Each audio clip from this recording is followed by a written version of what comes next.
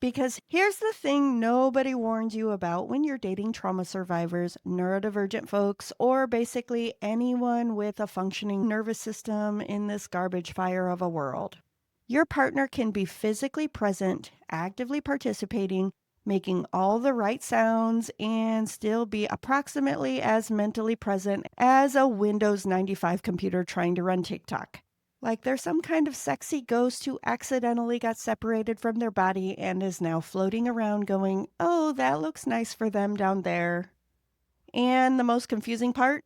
They're not faking it. How to create actual safety instead of accidentally making things worse is a skill that nobody talks about, but everyone fucking needs. Going rigid like a sexual mannequin, or conversely, becoming floppy in a way that doesn't feel like I'm so turned on I'm melting, and more like my consciousness just logged off and left my body on screensaver mode. One minute you're in this shared intimate bubble, and the next minute you're wondering if your partner has been replaced by a very polite sex robot.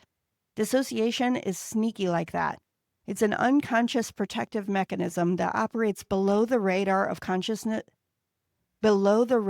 conscious awareness. It's like having sex with somebody's body while their actual self is in another time zone. When someone is dissociated, they're not actually consenting to what's happening. They're enduring it. Even if they said yes at the beginning, if they're no longer present in their body, continuing doesn't serve anyone except maybe your ego. Asking them to become a narrator for your own trauma response while they're still in it is like asking someone to explain calculus while they're having a panic attack. The goal is creating space for them to return without shame, pressure, or drama.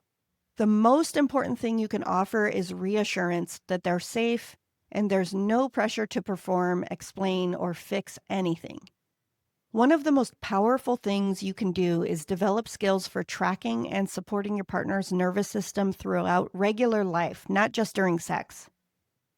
For many trauma survivors and neurodivergent folks, unpredictability itself can trigger dissociation.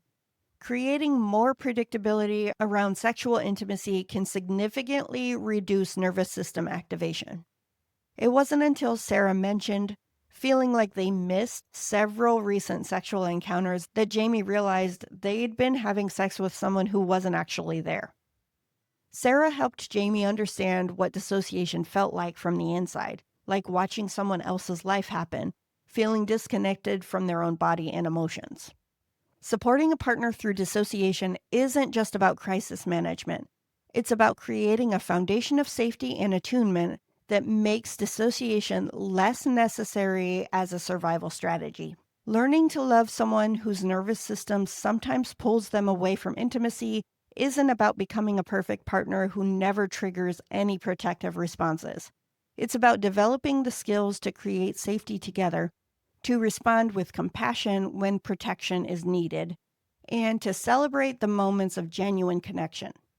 The goal is to create enough ongoing safety that it becomes less necessary and enough skill that when it does happen, you can navigate it together with grace.